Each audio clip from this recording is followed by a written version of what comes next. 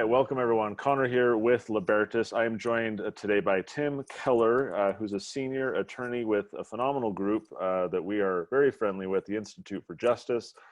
Tim leads the educational choice team for the organization. Tim, thanks for taking a minute here to talk to us. Oh, it's my pleasure. Thanks so much for inviting me to do it. So we are discussing right now on the heels of a major victory for the Institute for Justice and families across the country. Your team argued a case, the Espinoza case, before the Supreme Court. They just issued their 5-4 ruling in favor of your clients. Before we get into the Espinoza case, let's maybe set the stage for what we're even talking about. This is an education choice case dealing with the Blaine Amendment type of issues. So maybe walk us through what that is, what it means before we get into what this case was all about. Sure, let me do my best. So yesterday's decision was really the culmination of almost 30 years of litigation, defending school choice programs from legal attack and occasionally filing lawsuits to ensure that school choice programs serve as many students as possible. In fact, there hasn't been a single day since the Institute for Justice opened its doors that we haven't been in court someplace in this country defending a program from legal attack. And so often the form that attack took was a claim that school choice programs violate state constitutional provisions because the programs empower parents to choose religious schools among an array of other non-religious schools as well. Mm-hmm. And these state constitutional provisions are often referred to as Blaine Amendments.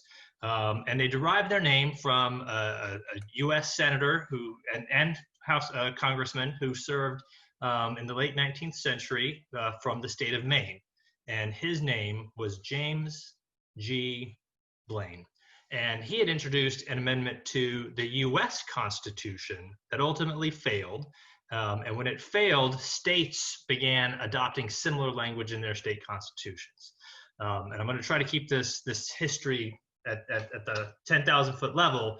But one of the important things to understand is that at the time the Blaine Amendment was first introduced, America's public school system, which our schools were then known as common schools, were not the thoroughly secular or non-religious school system that we are familiar with today.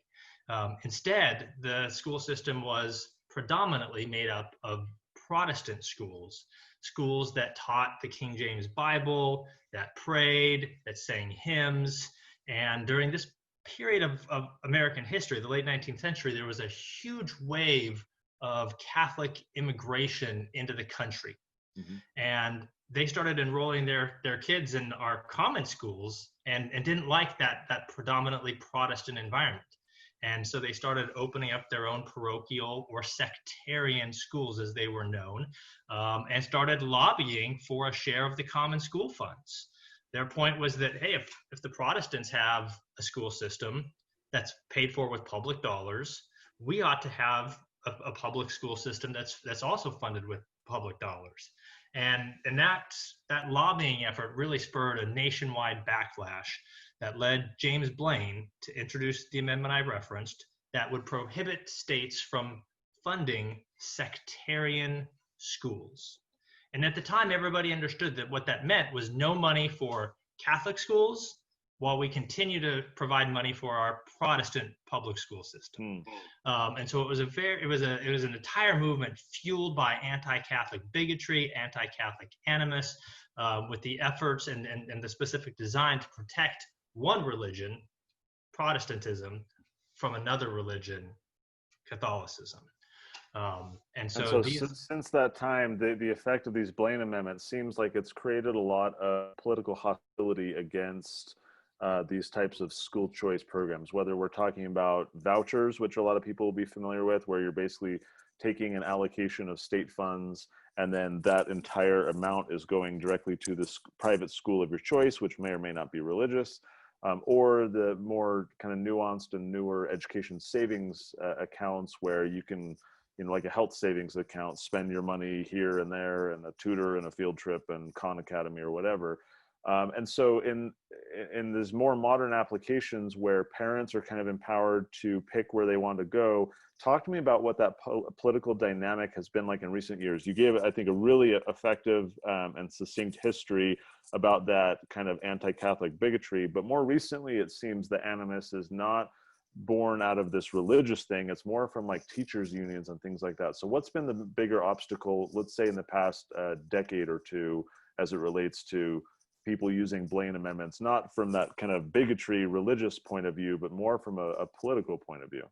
So the nation's first voucher program, modern voucher program, was actually fueled by a Democrat named Polly Williams, who teamed up with a Republican governor, Tommy Thompson, to pass a small school choice program in Milwaukee, Wisconsin. And she was motivated by one thing, to rescue the kids who were trapped in an utterly failing system and give them the opportunity to attend schools that would provide them with high quality, safe learning environments.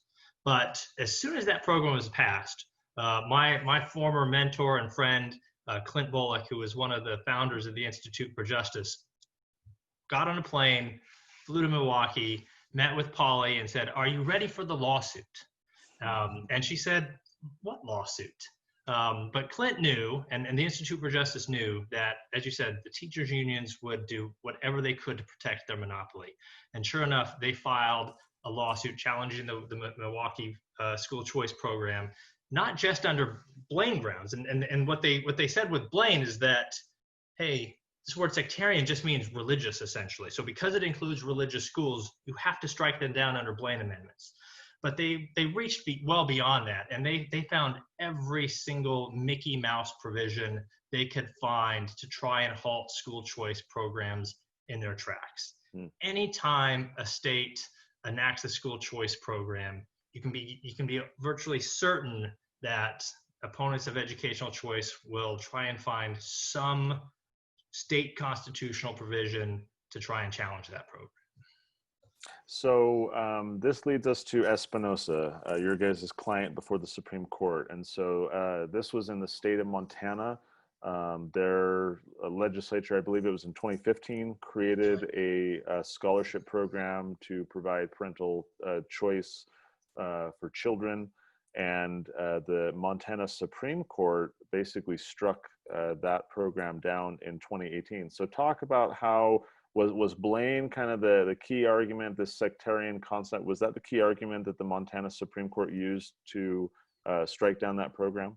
It was the reason the Montana Supreme Court struck down that program. But the case arose in a little different procedural posture than so many of IJ's school choice cases. So often what happens is the program is challenged by a group like the teachers unions, and we intervene alongside the state on behalf of parents and students to defend the program so that the true beneficiaries of the program's voices are heard in the litigation. School choice programs are passed to aid parents and children and help them find the school that's going to work best for their kids. And we want their voices heard. But what happened in Montana is that after the legislature passed the program, the Montana Department of Revenue looked at the state Blaine Amendment, which said that there should be no direct or indirect appropriations of public funds in aid of sectarian schools. Mm-hmm. And they said that provision requires us as the Montana Department of Revenue to adopt a rule that will prohibit parents from using their scholarships at religious schools. So the Montana Department of Revenue adopted this rule they called Rule 1 that said after the tax credit scholarship organizations receive donations from private individuals and private parents apply to that nonprofit organization for funds, those parents can't choose religious schools. So we actually challenged Rule 1. It was an IJ lawsuit that said Rule 1 was invalid, we said, for 3 reasons. Number 1, we said that a state executive agency has no authority to rewrite a statute written by the duly elected legislators in the state legislature. Mm-hmm. Number 2, we said that the rule was simply not required by the text of the Montana Blaine Amendment, because it talks about appropriations of state funds, number one. And what Montana passed was a tax credit program, and state high courts across the country and the U.S. Supreme Court and another IJ win in the U.S. Supreme Court had already said that tax credit programs were privately funded, because it's private individuals who write those checks from their private bank accounts. They go to the private nonprofit scholarship organizations. The scholarship organizations administer the program and the funds. And at no point is there even a single dollar that's ever deposited with any state officials. Right. There's no government involvement. Which I should pause to briefly note that the program that Utah just passed for our viewers, which are mostly in Utah, follows that exact same route to avoid those legal complications. And so as the program gets set up, there will be a scholarship granting organization that receives those private donations as you're talking about. So I imagine a lot of people will be curious about what that format is, but you're right, that seems to kind of sidestep some of those legal issues that you mentioned. Correct. So that was argument number one under the Blaine, and then of course the Blaine goes on to say, no appropriations in aid of or for the benefit of sectarian schools. And our point was even if you were to say that the tax credit program involved appropriations of public dollars, which no state court or the U.S. Supreme Court had ever agreed with in the first place, that the program itself was for the benefit of individuals. It's not institutional aid. No school, religious or non-religious, receives a scholarship funds unless it's a parent who makes the choice to enroll their kid in that school. So no schools are entitled to any funding unless and until a student selects that school. So you guys sue the Department of Revenue, as you just described. Montana Supreme Court ruled against you only on the Blaine issue. That was just about 2 years ago, right? And so since that time, you appealed to the Supreme Court. So let's maybe skip to that point. We're recording this just one day. I think we'll publish this in a couple more days. But yesterday, when we're recording it, big victory. Did the Supreme Court basically just overturn state constitution Blaine amendments, or what was kind of the effect of what the U.S. Supreme Court said on the issue? Right. Well, it was a tremendously important effect and impact, because it's a little tough to flash forward too fast, because what happened when we got to the Montana Supreme Court was that the court agreed with us that Rule 1 was illegal. They said, you're right, IJ, a state agency can't simply rewrite a rule. And so they struck down Rule 1, and the program at that point was a program that included religious schools and non-religious schools alike. But the court said, we disagree with you about the interpretation of our Blaine. We think it does apply, and it does prohibit families from choosing religious schools. So it had to make a determination of whether or not to try and sever religious schools from the program or strike it down in its entirety. And what the court said is we have to strike it down in its entirety under the state Blaine Amendment, because there's no way for us as the court to rewrite the statute either, because it just says students can attend any private school of their choice. The legislature didn't say non-religious schools, religious schools. It just said private schools. So the entire program was struck down.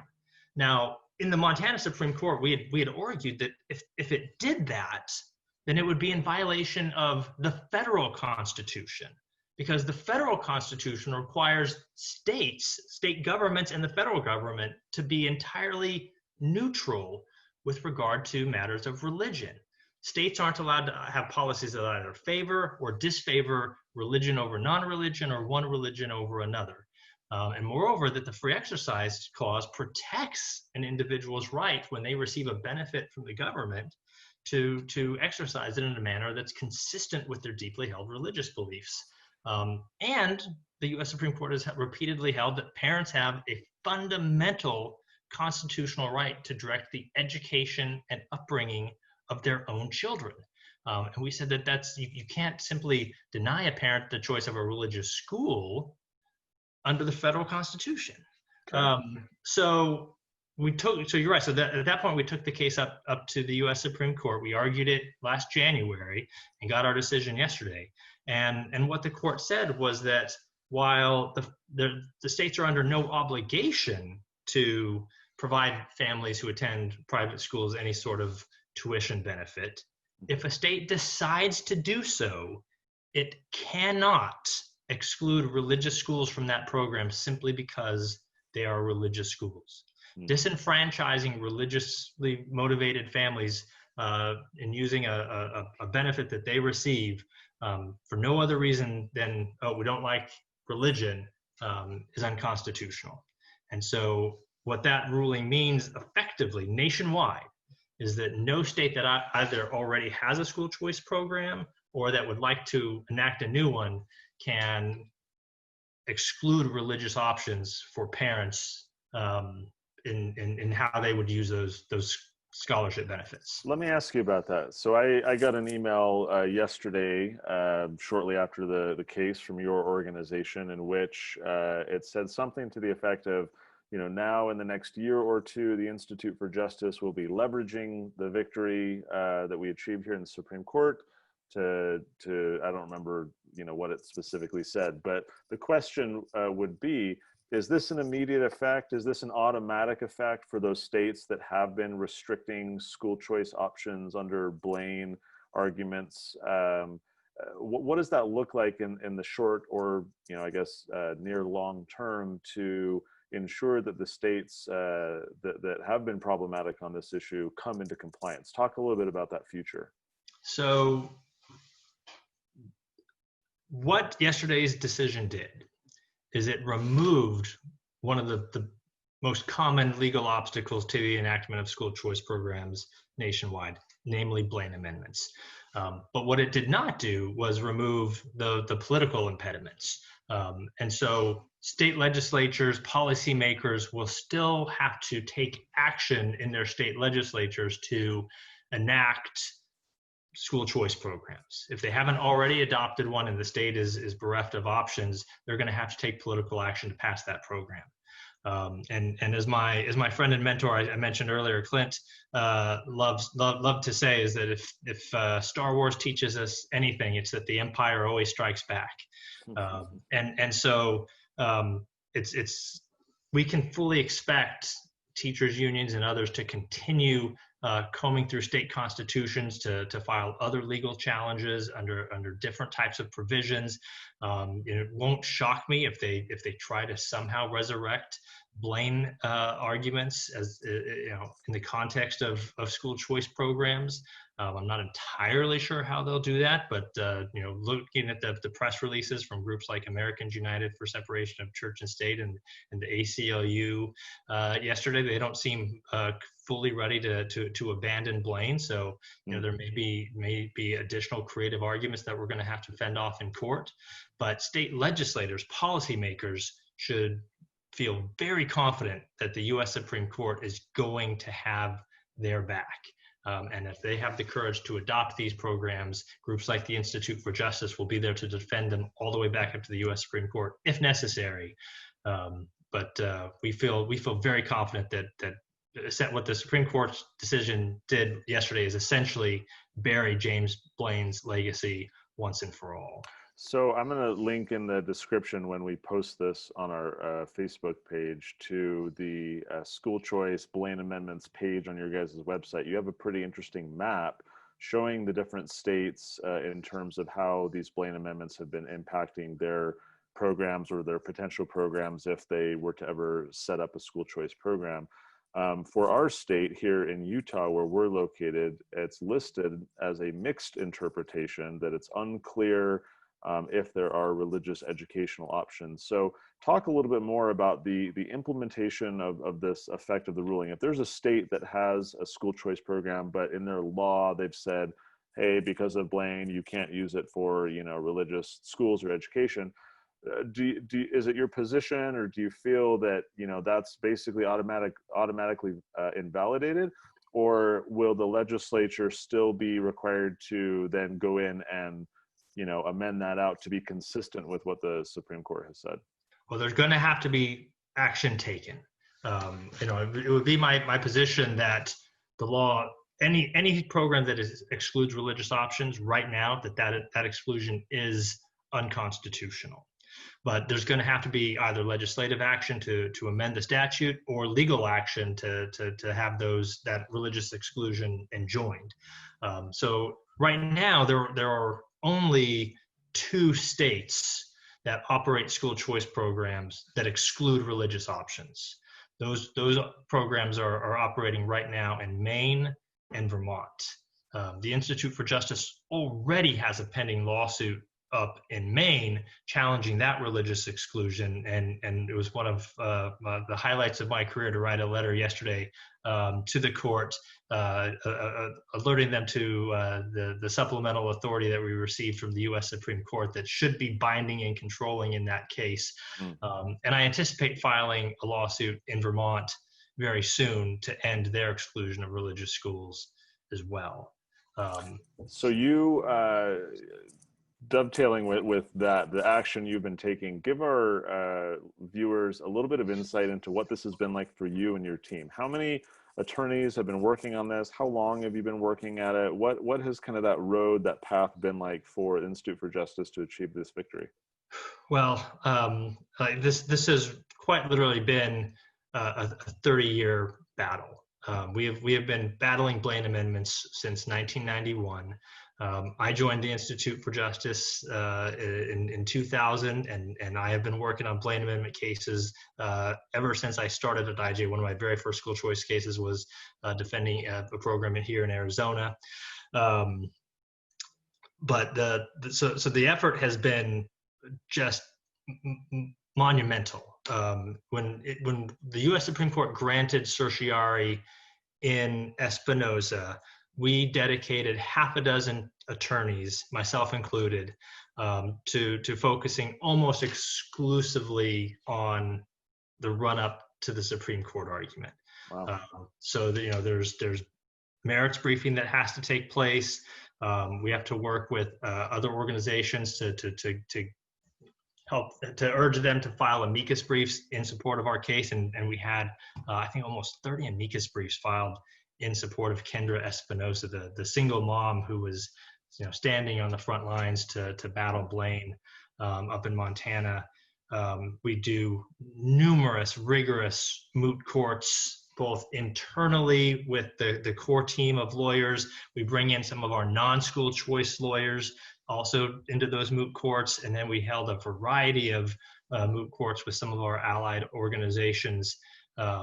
It was a lot of late nights, a lot of weekends. Non-lawyers, moot courts, you're just practicing, right? You're throwing questions as if the justices were asking those questions to see how the attorneys would respond, right?